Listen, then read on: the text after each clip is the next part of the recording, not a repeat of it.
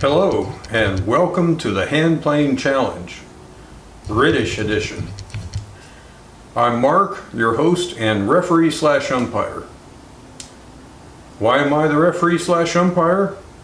Some of the planes we evaluate deserve to have strikes called on them due to lousy design, lousy engineering, lousy usability, or a combination of all three. If you're wondering what the Handplane Challenge is all about, I've left a reference in the comments to the introduction video that explains everything, so please refer to that if you need to. Okay, as I said, this is the British edition. This is part 2 of a 3-part series on British planes. The first video, already on YouTube, featured a Scottish infill smoother. This video covers a Preston No. 9, and then the next video will cover a Marples X4, and we'll wrap up with a comparison and ranking of all 3 planes. Okay, the company, Edward Preston and Sons, started in 1825,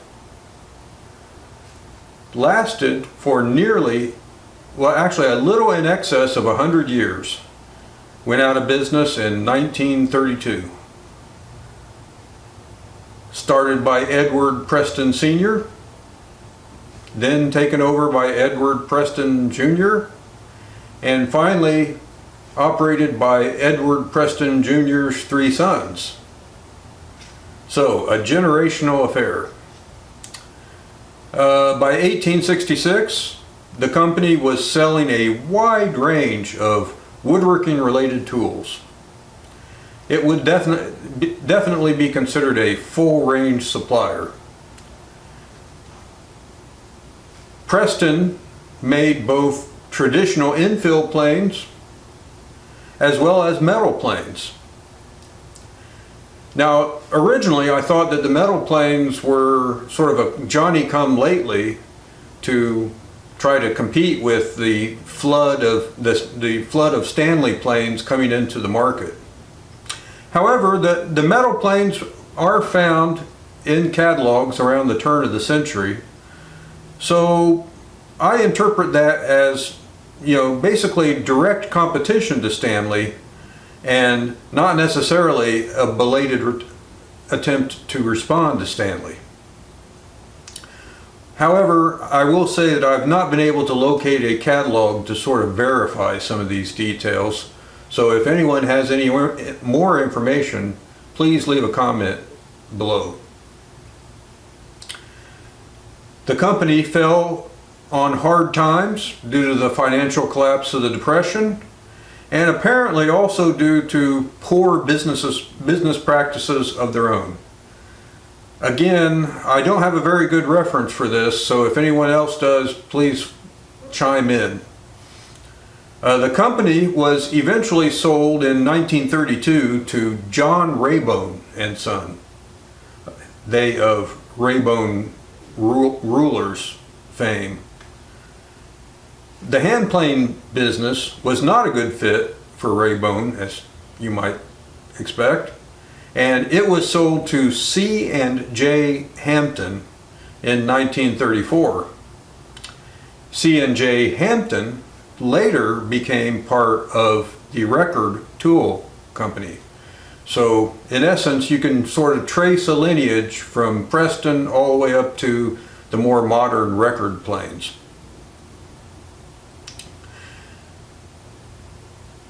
At least 3 different metal smoothing planes were offered by Preston. One was nearly a direct clone of a Stanley No. 4. One is the plane that we're going to talk about in this video, and the last one was a sort of rare variant called the 1340, which was only produced for a very short number of years near the end. for the plane in this video series, I've not been able to date it, so all we really know is that it was produced sometime prior to 1932. So without further ado, let's take this plane apart and see what makes it tick. Okay, I was looking forward to evaluating this plane because it has some distinctly unusual features to it. But first, let's just do a quick overview. One of the most striking elements, and one which we'll talk about more in just a bit, is the depth adjustment mechanism is in the lever cap. That alone is a relatively unusual feature, and we've only seen that once before in this series. Normal looking tote, normal looking knob. Right behind the frog, there's a number 9 in the front. Preston cast into the body of the plane.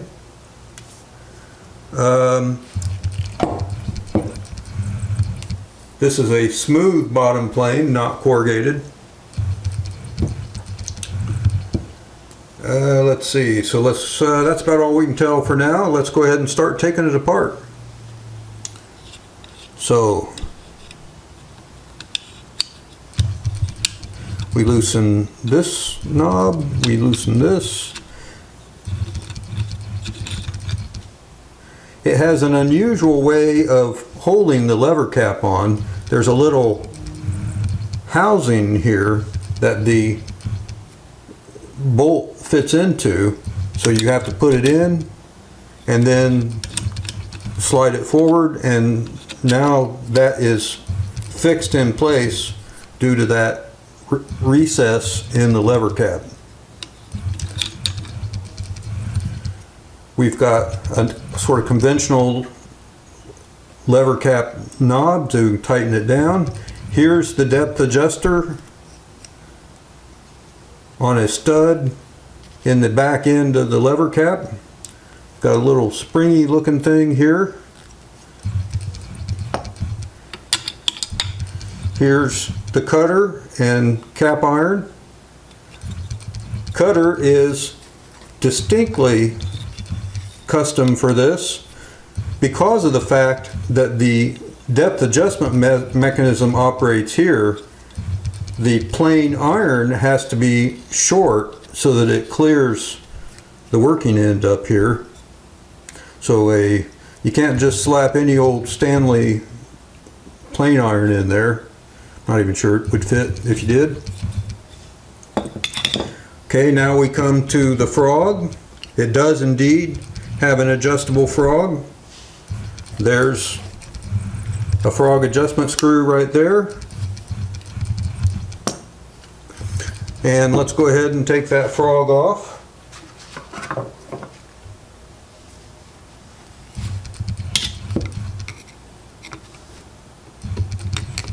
Just 2 screws hold it in.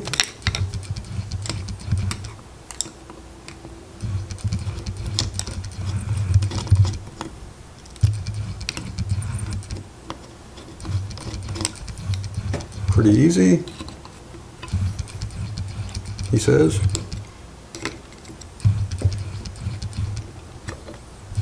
Okay. Now, here we get to some very interesting attributes. This is a fairly large and horizontal machined surface to support the frog. Another one up here at the front.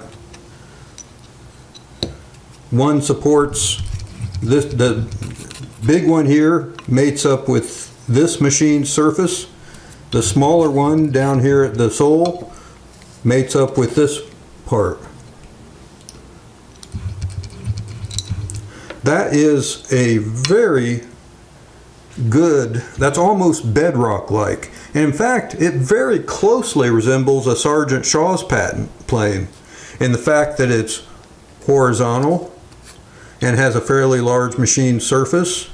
But what's even more unique about this is there's a machined surface on this cheek and a machined surface on this cheek, and the frog has corresponding machined surfaces here and here. So, in fact, that frog is very securely held in there, both held down to the sole of the plane, but as it has virtually no play side to side. I really like this feature. So this is to me, this is a premium attribute of this plane. Fairly large surface here on the top of the frog to bed the iron. This looks so much like a Sergeant Shaw's patent plane that what we're going to do here is I'm going to see if it'll move after we tighten it back down. So we're going to put some paraffin on here, just like we did with the Sergeant Shaw's patent. And that would make, if that's possible, since it's horizontal and it actually only has 2 screws, so if we put paraffin on these guys, then we can maybe adjust the mouth opening without taking the iron out, and that would be a nice thing. Okay, so now we're going to put this back in.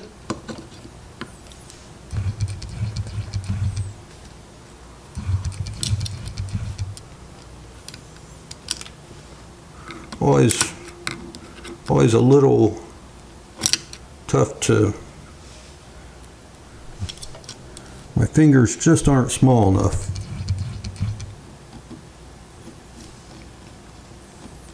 Okay, there's one.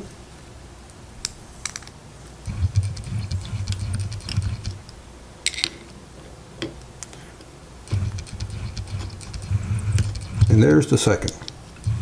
Mission accomplished. And we're mated here on the frog adjustment screw, so that's good. All right, we'll sort of firmly tighten these down, not cranking down on them real hard.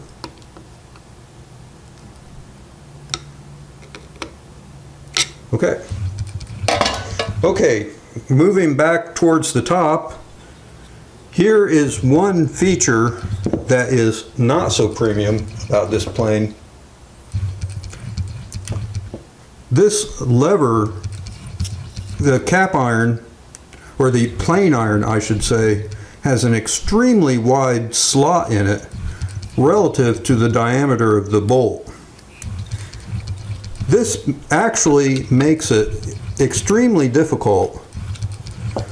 When you're trying to tighten this thing down, it's sliding all over the place here. So this actually, in contrast to the frog support, I regard this as a strike. So I had a lot of problems with it, but because of the rest of the plane seemed awfully promising, I'm going to try something new here that I don't normally do. I took a washer and ground down the sides of it.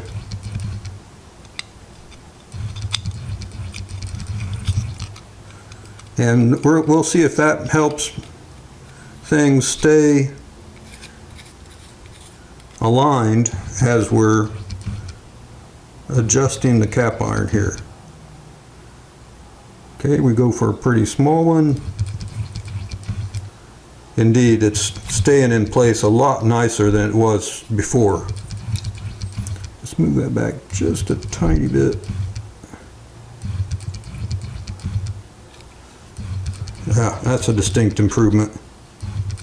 Tighten that down. Yes, I like that. So there you go. Just grind the sides off of a washer and you're good to go.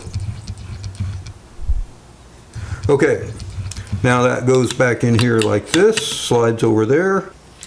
Okay, now we get to the meat of the issue, the depth adjustment mechanism. here we go. Slide it on just like we talked about. Slide it forward so that it mates, the screw mates in that recess, and tighten it down. Now, an issue here that I imagine there's a specific procedure from the manufacturer, but I don't know what it is. One question is how much to tighten this screw versus this screw. You can see that if you, maybe you can see, if you tighten it down like this, then the depth adjustment screw is nowhere near contacting the slot in the cutter, in the cap iron. So that's obviously not the right answer. So on the other hand, in some of my experimenting, if I cranked all the way down on this screw, it didn't seem like it was working very well, but I'll have to admit that was before I flattened the sole. So, but nonetheless, the message here is when you tighten these two screws, one thing that you're aiming at here is to keep the depth adjustment screw engaged in this slot. Now, it's not a problem when you're tightening the blade, because then the big surface is bearing down on the end of the cap iron and you got plenty of contacting right here. But when you go to loosen the cutter and you're going like this, then the smaller part here is engaging the slot in order to pull the cutter back. So just keep that in mind when you're adjusting this thing, so that you end up with the lever cap in roughly the right place.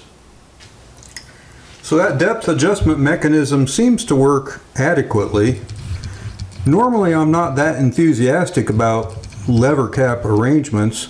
You know, there's a lot of movement in a lever cap, and you typically kind of like to see your depth adjustment mechanism stay in a fixed location. But so far, I guess it's working fine. All right, so we talked about the depth adjustment knob. We talked about the lever cap tightening screw. Here we have yet another screw underneath the frog. What's the purpose of this screw? Well, frankly, I don't have the foggiest idea. I've got some guesses. For those, if there's Preston experts out there that are watching, we could use some help on this part. My best guess is that having the depth adjustment screw here makes it easy to turn the depth adjustment knob while you're still gripping the plane. And then this one, it seems strategically located right here in the same place, so that you can perhaps tighten the lever cap without having to come off and come up here and tighten this knob. So that's theory number one. Theory number two, you can see that this screw and this screw are separated. It might be a little hard to see. There's the little spring apparatus inside here. So the other theory I have is that maybe this is just a sort of way to adjust the friction of the cutter moving up and down.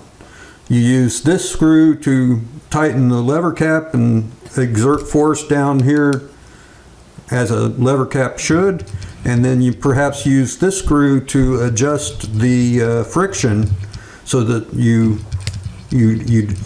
don't have to so you can have an appropriate amount of force when you're turning the depth adjustment knob. Yeah, I actually don't know the real answer there. There's a couple of theories. If anyone has another one, like I say, feel free to chime in. All right, now as I said before, we're going to test it out as to see whether it can operate like a Sergeant Shaw's patent. So here's our frog adjustment screw. Let's see if we can move the mouth opening. Oh, before we do that, let me just make one other comment that may be obvious by now. There's no actual lateral adjustment lever on this. The slot is sort of big, and so if you need lateral adjustment, you just move it back and forth. That is your lateral adjustment. You've got some freedom. The slot can move side to side and still engage the depth adjustment knob. So manual lateral adjustment. Okay, so let's now watch the, we're going to sort of tighten this down like as if we were normally planing. We're watching the mouth opening and we're turning the screw in and out, going in,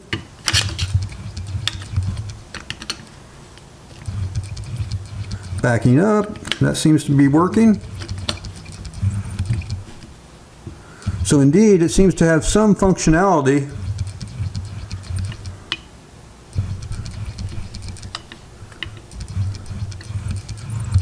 Like a Sergeant Shaw's patent plane. Alrighty, who'd have thunk it? The Sergeant Shaw's patent plane that we reviewed in an earlier video was produced in 1910, and the patent for it was in the neighborhood of 1904, if I remember correctly. You know, don't hold me to that. And so I guess perhaps maybe this was made enough later that it didn't infringe on any of Sargent's patents. Okay. One thing that I found when I was taking shavings with this plane, number one, you'll see that our sole here is nice and shiny.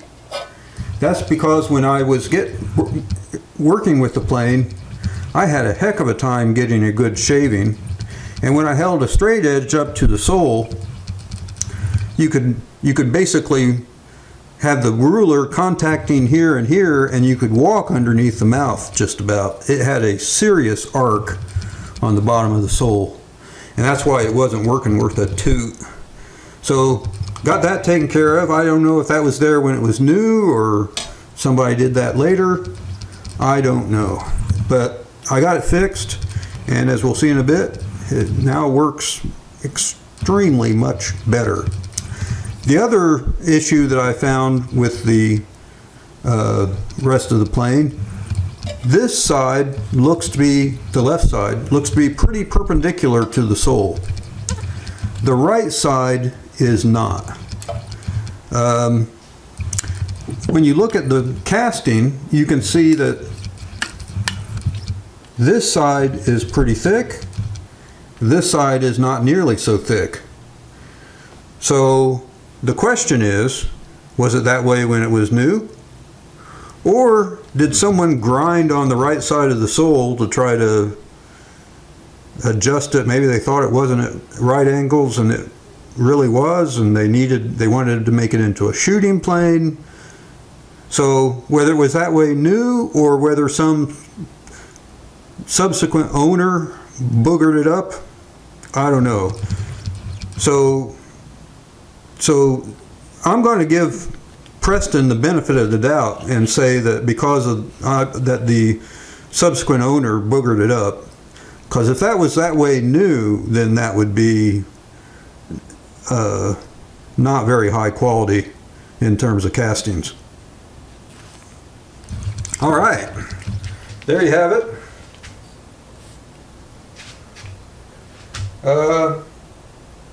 Let's take a shaving, see how it works.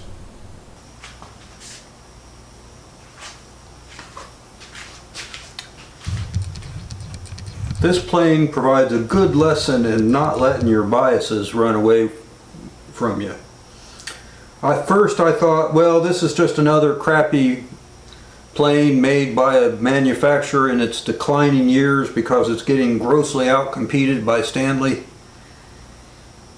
But then when I started taking it apart and looking at it, I thought to myself, well, holy smokes, there's some quality features in this plane. This doesn't look like, you know, a shoddy manufacturing attempt. It looks pretty darn good to me. So then I thought, well, why the heck isn't it working?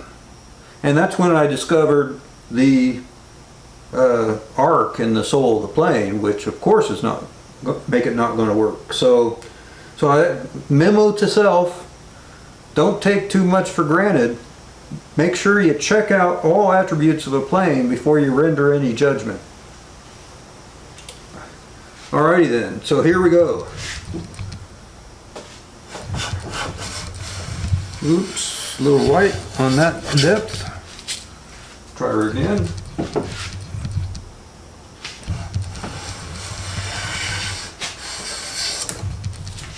Yep. A little more. Taking nice thin shavings now. Those are delightfully skinny. Not getting the full length of the board, so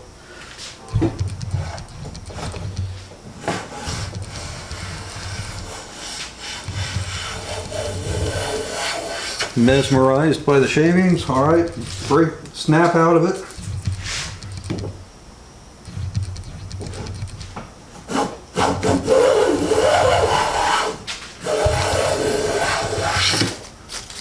Alrighty, thicker, can back off a little bit, but there you have a nice full width shaving. And you can see that it's, I mean, compared to the way it was performing before I flattened the sole, this is magnificent in comparison. Alrighty, pretty wide. One thing I always worry about this test is I'm pretty reproducible about sharpening, but I'm never quite sure that I get the camber the same on all the different blades. But at any rate, so that was a little thick. Let's back off just a tad, then retighten to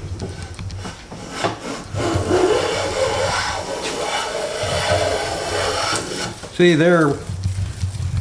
Maybe we got a little more camber on this because it's cutting just a little bit too much in the middle. Tighten a little more. As they say in the plane business, it's a game of microns.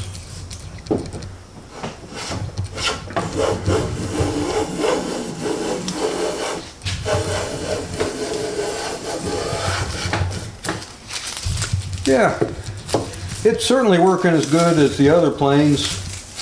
And if you're after just plain smoothing a board, you wouldn't be trying to get a full length shaving like that. You'd be going along like this, and you can see that it's working very well.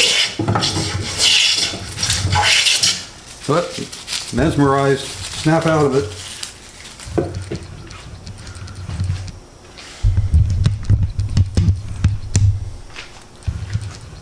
Okay then.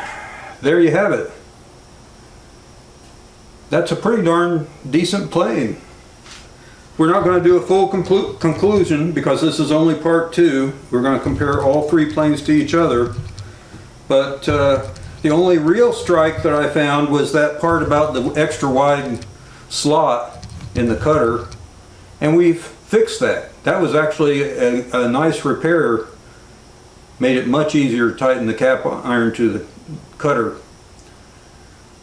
You can see that it's taking excellent shavings, and so pretty happy with this plane. We'll wait and see how the last one does, the Markles X4. Stay tuned for future developments. If you like this channel, please consider subscribing, but even if you don't subscribe, please leave comments in the comments section, and so that we can all learn from each other and try to make this channel better. Alrighty, thank you. See you next time.